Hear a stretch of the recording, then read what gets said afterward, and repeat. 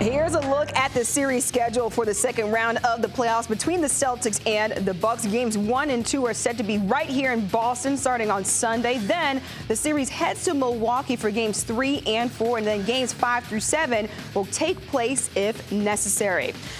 Khris Forsberg joining me right now. And guys, head coach Ime Udoka said earlier this week that this Celtics team, they're not a track team, right? They're a basketball team. They are not running from anybody. Scal, what are you expecting this series to be like between the Celtics and the Bucks? Well, first of all, the Bucks are, I think, the most physical team in the NBA. So I'm expecting that. But I do expect the Celtics to take care of business. Historically speaking, the Bucks struggle early on in series, not just in the finals or last year against Brooklyn. Like, you can go back 3-4 years ago and they struggle early on in series. So I really expect the Celtics to get off to a great start. It goes back to Milwaukee. It'll be a dogfight there. And then I expect it to turn into a 3-game series where the Celtics will have 2 of those games in the Garden. And then from then on, we'll see what happens in Game 7. That montage got me hyped. Yeah. I'm ready for that. I'm ready for some basketball. Here's the thing. The Celtics get all the momentum in the world after beating the Brooklyn Nets. There's no Khris Middleton in this series, which we'll get into. And the Bucks they slid down. They didn't want to play the Nets in round 1, and the Celtics got home court advantage over that. I think the Celtics have a lot of things going in favor in this series, and yet there's Giannis, and that's going to make everything a battle and a grind. And I think we're all digging in, roll up your sleeves, but it's going to be fun because these two teams are so good, and I can't wait to see them go at it. And you mentioned it. One big difference between the first round and this second round is Giannis being out there on the floor. Let's take a look at his numbers right here. It's brought to you by TouchView interactive display panels available at the Oakers Company. The Greek Freak is averaging almost 29 points per game, 13 rebounds, and 6 assists in the postseason. With that said, the Celtics are well aware of the player they're set to face. We all know what Giannis is capable of, what he's done, what he's doing, and what he's going to try to do. So for us, it's just, it's going to take another team effort, And with those guys, he makes it really tough because of, how aggressive he is and how he can get in the lane, not only create for himself, but create for those other guys. Bigs, smalls, mediums, everybody in between. It's a team defensive thing against him. And, like last series, we feel we have a lot of versatility and size as well, so you can throw different looks at him.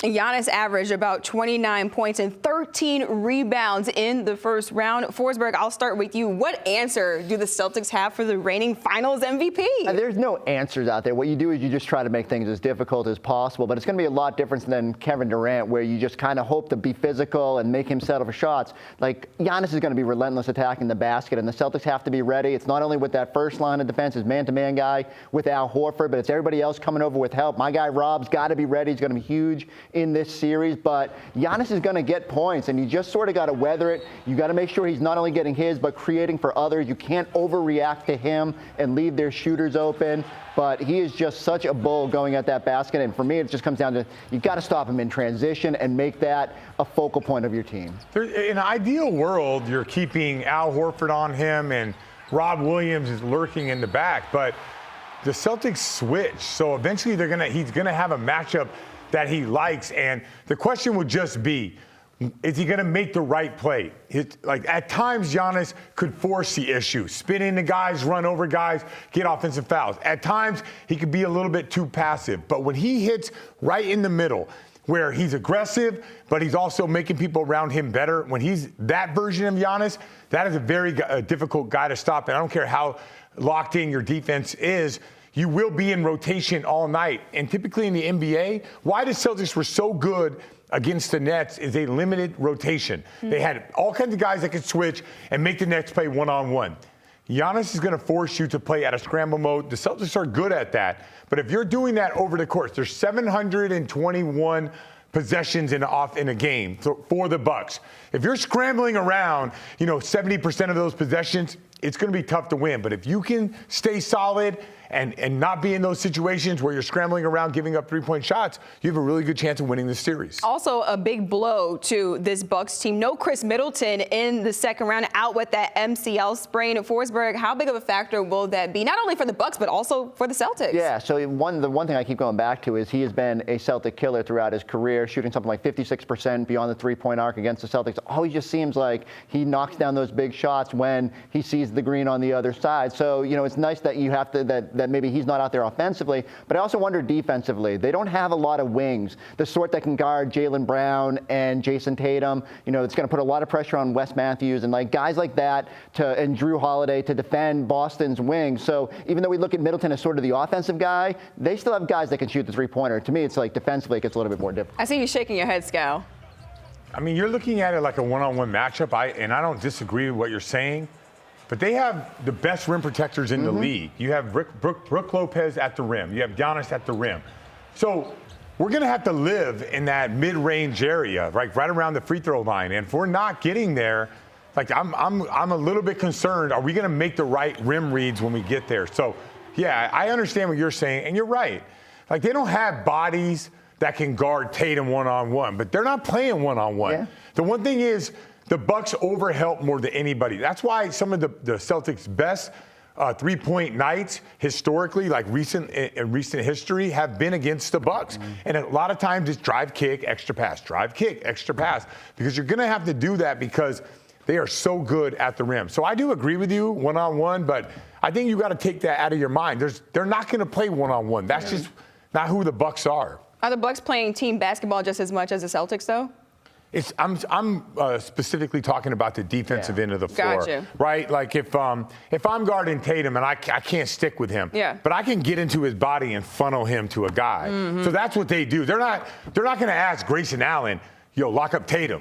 They're going to say, Grayson Allen, take away his right hand, make him go left, and force him into the body of Lopez and have him make those decisions. And that's different than just saying, play one-on-one. Right. Well, meanwhile, Jayson Tatum and Jaylen Brown, they provided a 1-2 punch in the first round when they swept the Brooklyn Nets. Here's a look at them. Tatum averaging about 29 points per game, 4.5 rebounds, and 7. That's right, 7 assists for Jayson Tatum. Jaylen Brown with 22 points per game, 5 rebounds, and 4 assists. Also, almost 3 steals per game. Scal, we see the numbers there for Jayson Tatum and Jaylen Brown. However, what are you looking for out of the Jays in this second round series? Rim reads. When they get downhill, can they make the right play when they get there? And they've been great. I was really critical of those guys in the past about not making the right play. I'm not using the word selfish, but just going I'm going to score, having tunnel vision, right? I love the way that they move the ball all year long, getting downhill, attacking the rim.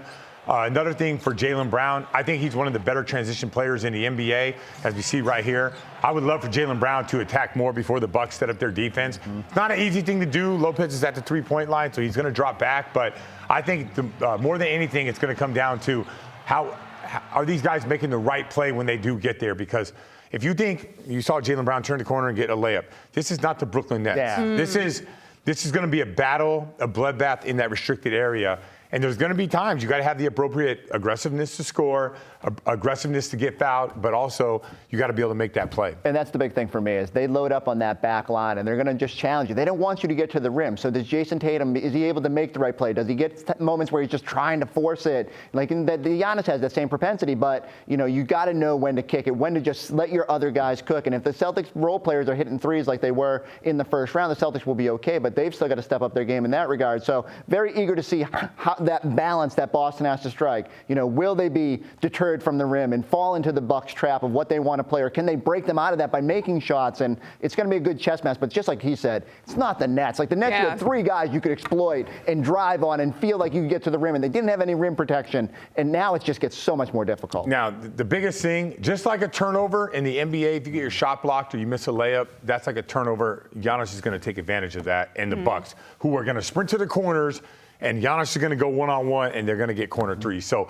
rim reads are the key to this series. And Jaylen Brown also mentioning after Game 4 that he had some hamstring issues, and Brad Stevens saying that they are closely monitoring that. All right, guys, the Celtics-Bucks series tips off on Sunday. Our coverage of Game 1 starts at noon when I'm joined by Scal, Khris Forsberg, and Abby Chin. It's brought to you by Arbella Insurance and your New England Ford dealers.